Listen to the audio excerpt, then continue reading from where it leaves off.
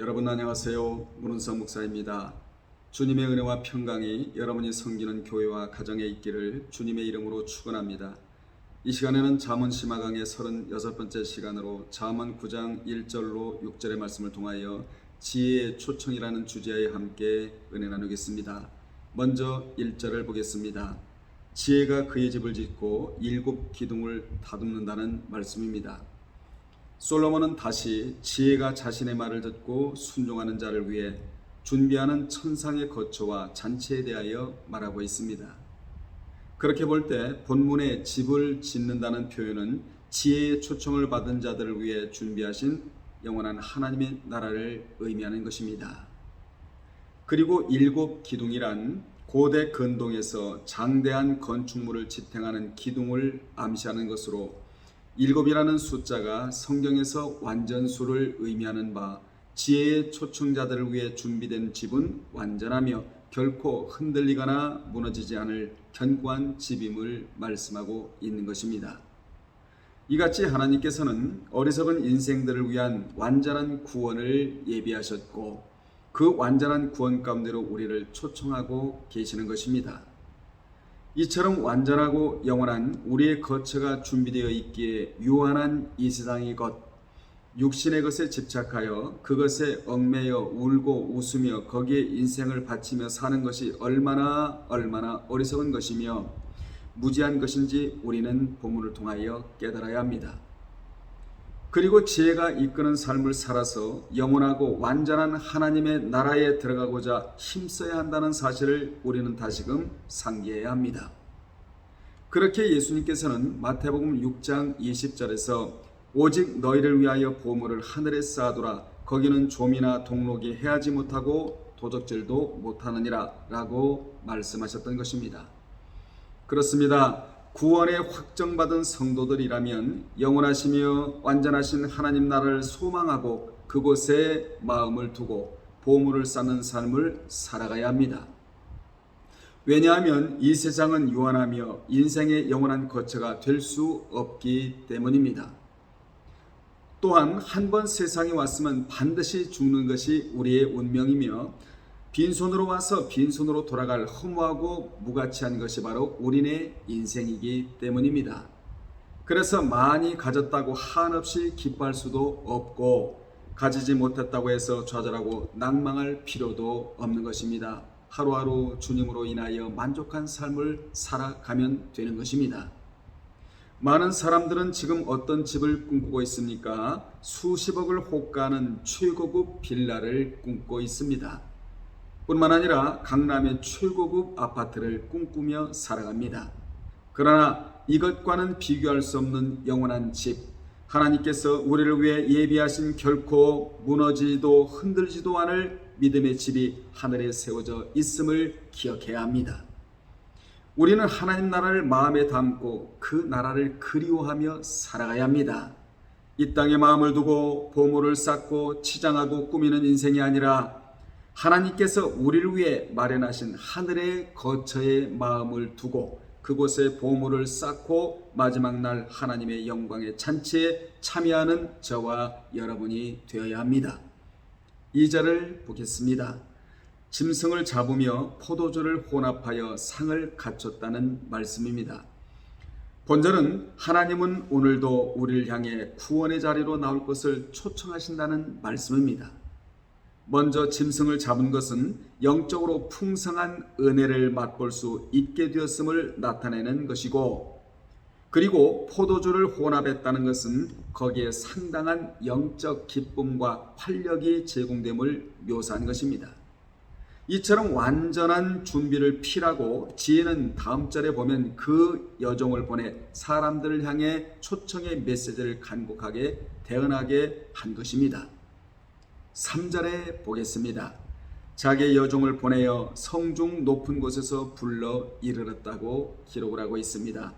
1절로 2절에서는 지혜가 인생들을 초청하기 위하여 만반의 준비를 갖추었음을 묘사했다면 3절 이하 6절에서는 지혜가 여종을 보내어 이처럼 풍성한 향연에 참여하도록 사람들을 간곡하게 초청하였음을 밝히고 있습니다. 여기 여종은 자유가 없고 속박된 노예가 아니라 어느 정도의 자유와 생활권을 보장받고 있는 자로 주인으로부터 많은 권한을 위임받은 종을 의미합니다.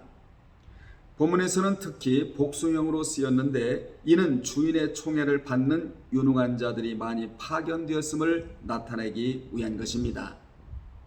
따라서 사람들을 부르기 위한 여종들의 파송에 대한 이러한 묘사는 천국으로의 초청을 위하여 선지자들과 제사장들과 그리고 제자들과 성도들을 이 세상에 파송하시는 예수님의 모습과 일맥상통하는 표현인 것입니다.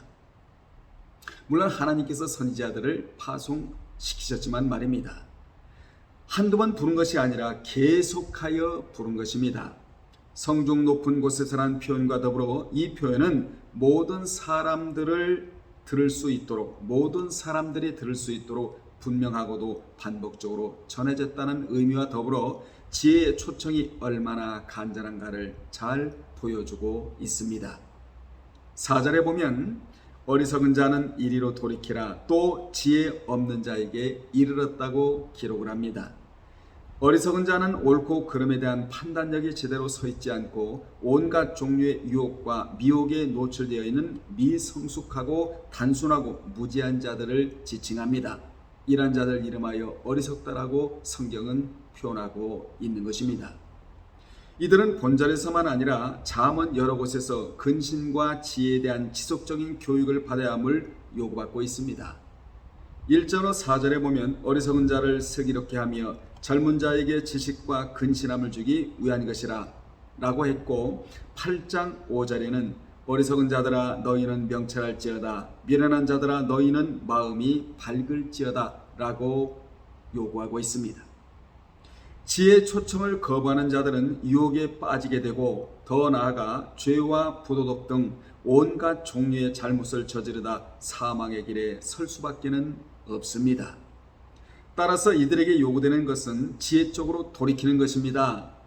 여기 돌이키라는 말은 영적 무지와 어리석음에서 탈피할 것과 방향 전환을 하라는 의미입니다. 지혜 없는 자는 마음이 결여된 자를 말합니다. 이는 영적이고 정신적인 것보다 육체적인 것에 사로잡혀 있으며 바른 판단력과 이성적인 능력과 영성이 부족한 자를 나타내고 있습니다. 지혜는 이런 자들을 바른 길로 돌이키기 위하여 초청의 대상자로 삼고 그들을 향하여 지속적으로 그들이 서 있는 곳에서 떠날 것과 지혜가 제시하는 길로 방향 전환을 촉구하고 있는 것입니다. 5절에 보면 너는 와서 내 식물을 먹으며 내 혼합한 포도주를 마시라고 말씀합니다. 여기 식물은 내햄으로 빵을 의미합니다. 빵과 포도주는 1차적으로는 주님의 최후의 만찬상에 차려진 음식들을 의미합니다. 그러나 여기서는 지혜와 명철을 의미하는 환유법입니다. 결국 지혜의 초청의 목적은 지혜와 명철을 교훈하기 위해서입니다. 지혜와 명철 이것을 교훈하기 위해서 지혜가 초청하고 있다는 것입니다. 이렇게 지혜와 명철을 먹는 음식인 빵과 포도주로 표현한 것은 먹는 음식이 생명에 있어서 필수적인 것처럼 지혜와 명철의 교훈을 받지 않으면 영적 생명을 잃게 된다는 것을 나타내주기 위한 것입니다. 이것을 뒷받침하는 것이 6절에 나오는 생명을 얻으라입니다. 한편 본절을 구속사적인 측면에서 해석하면 빵은 그리스도께서 우리를 위하여 내어주신 그의 몸을 상징하고 포도주는 피를 예표하고 있습니다. 마태복음 26장 26절로 28절과 요한복음 6장 53절로 58절에 자세히 기록되어 있습니다. 본절은 초대교회 시대부터 그리스도의 찢기신 몸과 흘리신 피를 기념하는 성만찬을 예시하는 구절로 이해하기도 하였던 것입니다. 6절에 보겠습니다. 어리석음을 버리고 생명을 얻으라 명철의 일을 행하라 하느니라 라고 말씀합니다. 본절은 지혜가 만찬을 준비하고 교육 대상자들을 초청하는 분명한 이유를 밝히고 있습니다. 본절에는 3가지 명령으로 되어 있는데 첫 번째 명령은 어리석음을 버리라입니다. 어리석은 자는 그 어리석음을 지니고 있는데 그것을 버리라는 것입니다. 어리석음을 버리지 않고서는 지혜가 들어오지 않기 때문에 어리석음을 과감하게 버리라는 것입니다. 권면이 아닙니다. 명령형으로 되어 있다는 사실을 우리는 기억을 해야 합니다. 두 번째 명령은 생명을 얻으라입니다. 어리석은 자는 생명을 얻을 수 없기에 이 같은 말씀을 하신 것입니다. 여기 생명은 단순히 살아 숨쉬며 목숨을 연장하는 것을 의미하는 표현이 아니라 튼튼하고 건강한 생명, 또한 장수하는 생명 뿐만 아니라 일상생활에서 의미하고 있고 일상생활에서 의미가 있고 충만하고 활력 넘치는 생명을 표현하고 있는 것입니다. 지칭하고 있다는 것입니다. 이처럼 지혜는 그 지혜를 얻는 자가 활력 넘치는 생명과 축복을 누릴 수 있음을 제시함으로써 그 무엇을 추구하기보다 최우선적으로 지혜를 추구할 것을 촉구하고 있는 것입니다. 세 번째 명령은 명철의 길을 행하라입니다. 명철은 어떤 일이나 사건 등에 대한 판단 능력 내지는 예민한 통찰력을 지칭하는 표현입니다. 아울러 이러한 것들은 하나님에게서 온 선물로 소개되며 하나님의 말씀과 그분의 뜻과 깊은 관련 있는 것으로 묘사되어 있습니다. 궁극적으로 여호와를 경외하는 일, 공의의 공평을 구현하는 것을 통해 그 능력은 구체적으로 표출됩니다. 신뢰로 지혜와 지식을 구비한 자가 바로 다니엘인데, 그래서 그는 다니엘서 2장 20절로 22절에서 내가 영원부터 영원까지 하나님의 이름을 찬송할 것은 그 지혜와 능력이 그분에게 있기 때문이고, 그분은 계절을 바꾸시며 왕들을 폐하시고 세우시며 지혜자에게 지혜를 주시고 총명한 자에게 지식을 주신다고 말했습니다. 또한 하나님은 깊고 은밀한 일을 나타내시고 어두운 데에 있는 것을 아시며 또 빛이 그와 함께 있다고 밤에 환상을 보고 이 같은 고백을 했던 것입니다. 따라서 다니엘은 그 누구보다도 지혜가 있었고 명철이 있었던 자였습니다. 여러분에게도 지혜와 명철이 함께 있기를 주님의 이름으로 축원합니다. 본절의 길이란 삶의 방식, 태도 등을 나타냅니다. 따라서 명철의 길은 악을 피하고 선을 촉구하는 삶, 구체적인 삶의 현장에서 하나님의 말씀과 뜻을 적용하며 바른 판단을 내리는 삶, 그리함으로 여호와를 경외하며 공의와 공평을 구현하는 삶을 사는 것을 나타내는 표현이 바로 길이라는 표현입니다. 성도는 버릴 것을 버린 후에 생명길을 가야 합니다. 세상의 헛된 것들을 생명이라 여기며 그러한 것들을 추구하고 그릇되고 독선적이고 어그러진 생각, 지식, 가치관을 따라 살아가는 삶이 되어서는 안 되는 것입니다. 본문의 지혜가 초청하는 이유는 이러한 것들을 과감하게 버리라는 것입니다. 이것들을 버리고 참된 지혜를 얻어 그 지혜가 원하는 생명의 길, 축복의 길을 가라는 것입니다. 그 길로 가기를 원한다면 어리석음, 죽음의 길, 불순종의 길을 버리는 과정이 필요하다는 것이지요.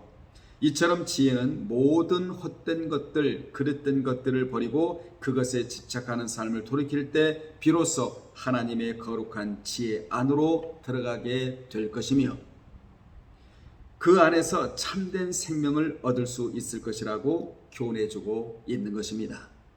모든 것에는 대가가 따르기 마련입니다. 덜 좋은 것을 버릴 때 더 좋은 것을 얻을 수 있듯이 지혜를 얻기 위해서는 위에서 언급했듯이 버릴 것은 버리고 담을 것은 담고 놓을 것은 놓고 잡을 것은 잡고 당길 것은 당기고 놓을 것은 놓아야 합니다. 이같이 모든 것에는 대가가 따르기 마련입니다. 최고의 대가는 어떤 대가입니까? 사랑의 대가입니다. 그래서 하나님께서는 우리를 구원하시고자 그 아들 예수님을 희생시키셨는데 이것이 최고의 사랑의 대가인 것입니다. 그러므로 우리는 지혜가 초청할 때 아멘하고 따라가 그 지혜가 요구하는 삶을 살아야 미래가 주님 안에서 보장되어 있기 마련인 것입니다. 결론 내리겠습니다. 우리도 생명을 얻어 생명신앙을 하고자 얼마나 많은 것들을 포기하고 살아가고 있습니까? 내 욕망과 욕심, 그리고 자존심, 명예와 자랑조차도 생명신앙을 위하여 포기하고 살아가고 있지 않습니까? 지혜와 진리, 축복과 은혜를 저해하는 것들을 배설물처럼 여기고 살아가고 있지 않습니까? 아직도 남아있는 어리석음의 잔재, 불순종의 잔재를 버려버리고 우리는 하나님 뜻 안에서 말씀 안에 살고자 무단히도 힘쓰고 애쓰고 노력하고 몸부림치고 살아가야 될 줄로 믿습니다. 이같이 하는 것은 단 하나입니다. 생명길을 걸어가기 위함입니다. 그 생명길로 걸어가기 위함으로 이러한 것들을 절제하고 끊어내고 살아가고 있는 자들이 바로 저와 여러분인 것입니다. 좁은 이 길, 생명의 길, 말씀 따라 가는 길이기 때문에 이것들을 끊어버리고 살아가고 있는 것입니다. 힘들고 어려워도 오늘도 우리를 초청하시는 주님의 은혜를 힘입어 생명길로 걸어가시는 여러분들이 되시기를 주님의 이름으로 축원합니다. 다음에 또 전해드리겠습니다. 주님 안에서 평안하십시오. 할렐루야.